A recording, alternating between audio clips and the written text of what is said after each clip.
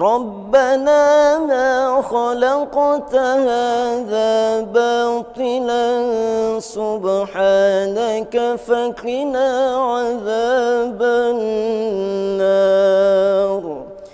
ربنا